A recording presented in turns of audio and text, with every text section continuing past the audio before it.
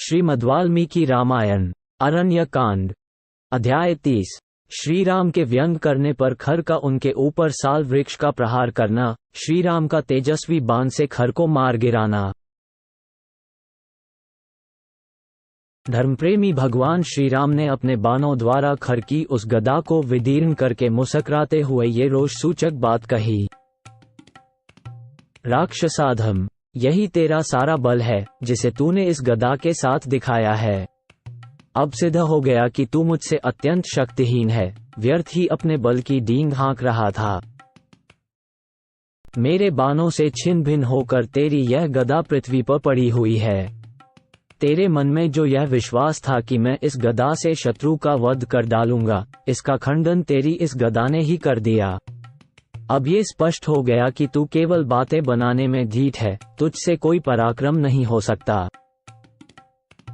तूने जो ये कहा था कि मैं तुम्हारा वध करके तुम्हारे हाथ से मारे गए राक्षसों का अभी आंसू पोंछूंगा, तेरी वो बात भी झूठी हो गई। तू नीच, क्षुद्र स्वभाव से युक्त और मिथ्याचारी राक्षस है। मैं तेरे प्राणों को उसी प्रकार हर लूंगा जैसे गरुड़ ने देवताओं के यहाँ से अमृत का अपहरण किया था। अब मैं अपने बाणों से तेरे शरीर को विदीर्ण करके तेरा गला भी काट डालूंगा। फिर यह पृथ्वी फेन और बुदबुदों से युक्त तेरे गरम गरम रक्त का पान करेगी। तेरे सारे अंग धूल से धूसर हो जाएंगे, तेरी दोनों भुजाएं शरीर से अलग होकर पृथ्वी पर गिर जाएंगी और उस दशा में तू दुर्लभ युवती के समान इस पृथ्वी का आलिंगन करके सदा के लिए सो जाएगा। तेरे जैसे राक्षस कुलकलंक के सदा के लिए महानिद्रा में सो जाने पर ये दंडकवन के प्रदेश शरणार्थियों को शरण देने वाले हो जाएंगे। राक्षस, मेरे बाणों से जनस्थान में बने हुए तेरे निवास स्थान के नष्ट हो जाने पर मुनिगण इस वन में सब और निर्भय विचर सकेंगे। जो अब तक दूसरों को भय देती थीं, वे राक्षसियां आज अपने बांधवजनों के मारे जाने से दीन हो आंसुओं से भींगे मुंह लिए जनस्थान से स्वयं ही भय के कारण भाग जाएंगी।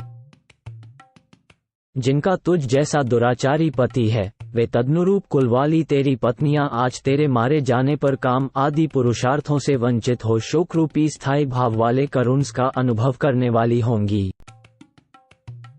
क्रूर स्वभाव वाले निशाचर, तेरा हृदय सदा ही क्षुद्र विचारों से भरा रहता है। तू ब्राह्मणों के लिए कंठ का रूप है। तेरे ही कारण मुनि लोग शंकित रहकर ही अग्नि में भविष्य की आहुतियां डालते हैं। वन में श्री रामचंद्र जी जब इस प्रकार रोषपूर्ण बातें कह रहे थे, उस समय क्रोध के कारण खर का भी स्वर अत्यंत कठोर हो गया और उसने उन्हें फटकारते हुए कहा, अहो, निश्चय ही तुम बड़े घमंडी हो, भय के अवसरों पर भी निर्भय बने हुए हो। जान पड़ता है कि तुम मृत्यु के अधीन हो गए हो, इस कारण से ही तुम्हें ये भी पता नहीं है कि कब क्या कहना चाहिए और क्या नहीं कहना चाहिए। जो पुरुष काल के फंदे में फंस जाते हैं, उनकी छहों इंद्रियां बेकाम हो जाती हैं, इसीलिए उन्हें कर्तव्य और अकर्तव्य का ज्ञान नहीं रह जाता है। ऐसा कहकर उस निशाचर ने एक बार श्रीराम की ओर भौहें टेढ़ी करके देखा और रणभूमि में उन पर प्रहार करने के लिए वह चारों ओर दृष्टिपात करने लगा। इतने में ही उसे एक विशाल साखू का वृक्ष दिखाई दिया, जो निकट ही था। खर ने अपने होठों को दांतों से दबाकर उस वृक्ष को उखाड़ लिया। फिर उस महाबली निशाचर ने विकट गर्जना करके दोनों हाथों से उस वृक्ष को उठा लिया और श्रीराम पर दे मारा। साथ ही यह भी कहा, लो, अब तुम मारे गए। परम प्रतापी भगवान श्रीराम ने अपने ऊपर आते हुए उस वृक्ष को बाण समूहों से काट गिराया और उस सम्रभूमि में खर को मार डालने के लिए अत्यंत क्रोध प्रकट किया। उस समय श्रीराम के शरीर में पसीना आ गया। उनके नेत्र प्रांत रोष से रक्तवर्ण के हो गए। उन्होंने सहस्रों बाणों का प्रहार करके सम्रांगण में खर को क्षत विक्षत कर दिया। उनके बाणों के आघात से उस निशाचर के शरीर में जो घाव हुए थे, उनसे अधिक मात्रा में फेनयुक्त रक्त प्रवाहित होने लगा, मानो पर्वत के झरने से जल की धाराएं गिर रही हों। श्रीराम ने युद्धस्थल में अपने बाणों की मार से खर को व्याकुल कर दिया, तो भी उसका साहस कम नहीं हुआ। वह खून की गंध से उन्मत्त होकर बड़े वेग से श्रीराम की ओर ही दौड़ा। अस्त्र विद्या के ज्ञाता भगवान श्री राम ने देखा कि यह राक्षस खून से लथपथ होने पर भी अत्यंत क्रोधपूर्वक मेरी ही ओर बढ़ा आ रहा है, तो वे तुरंत चरणों का संचालन करके 2-3 पग पीछे हट गए, क्योंकि बहुत निकट होने पर बाण चलाना संभव नहीं हो सकता था। तदनंतर श्री राम ने सम्रांगण में खर का वध करने के लिए एक अग्नि के समान तेजस्वी बाण हाथ में लिया, जो दूसरे ब्रह्मदंड के समान भयंकर था। वो बाण बुद्धिमान देवराज इंद्र का दिया हुआ था। धर्मात्मा श्री राम ने उसे धनुष पर रखा और खर को लक्ष्य करके छोड़ दिया। उस महाबाण के छूटते ही वज्रपात के समान भयानक शब्द हुआ। श्री राम ने अपने धनुष को कान तक खींचकर उसे छोड़ा था। वह खर की छाती में जा लगा। जैसे श्वेतवन में भगवान रुद्र ने अंधकासुर को जलाकर भस्म किया था, उसी प्रकार दंडकवन में श्री राम के उस बाण की आग में जलता हुआ निशाचर खर पृथ्वी पर गिर पड़ा। जैसे वज्र से वृत्रासुर, फेन से नमुची और इंद्र की अश्नि से बलासुर मारा गया था, उसी प्रकार श्री राम के उस बाण से आहत होकर खर धराशायी हो गया। इसी समय देवता चारणों के साथ मिलकर आए और हर्ष में भरकर दुंदुभी बजाते हुए वहां श्री राम के ऊपर चारों ओर से फूलों की वर्षा करने लगे। उस समय उन्हें ये देखकर बड़ा आश्चर्य हुआ था कि श्री राम ने अपने पैने बाणों से 1.5 मुहूर्त में ही इच्छानुसार रूप धारण करने वाले खर, दूषण आदि 14,000 राक्षसों का इस महासम में संहार कर डाला।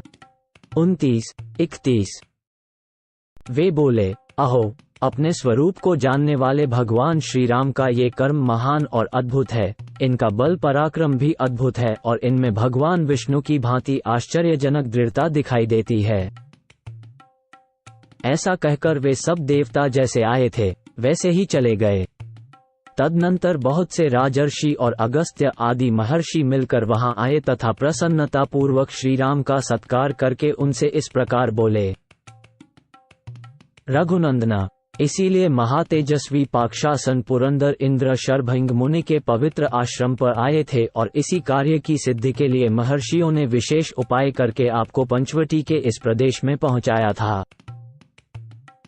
मुनियों के शत्रु रूप इन पापाचारी राक्षसों के वध के लिए ही आपका यहाँ शुभागमन आवश्यक समझा गया था। दशरथ नंदन, आपने हम लोगों का ये बहुत बड़ा कार्य सिद्ध कर दिया।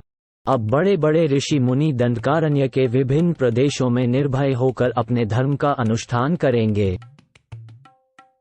इसी बीच में वीर लक्ष्मण भी सीता के साथ पर्वत की कंदरा से निकलकर प्रसन्नतापूर्वक आश्रम में आ गए। तत्पश्चात महर्षियों से प्रशंसित और लक्ष्मण से पूजित विजयी वीर श्रीराम ने आश्रम में प्रवेश किया। महर्षियों को सुख देने वाले अपने शत्रुहंता पति का दर्शन करके विदेहराज नंदिनी सीता को बड़ा हर्ष हुआ। उन्होंने परमानंद में निमग्न होकर अपने स्वामी का आलिंगन किया। राक्षस समूह मारे गए और श्रीराम को कोई क्षति नहीं पहुंची। ये देख और जानकर जानकी जी को बहुत संतोष हुआ। प्रसन्नता से भरे हुए महात्मा मुनि जिनकी भूरी भूरी प्रशंसा कर रहे थे तथा जिन्होंने राक्षसों के समुदाय को कुचल डाला था, उन प्राणवल्लभ श्री राम का बारंबार आलिंगन करके उस समय जनक नंदिनी सीता को बड़ा हर्ष हुआ। उनका मुख प्रसन्नता से खिल उठा।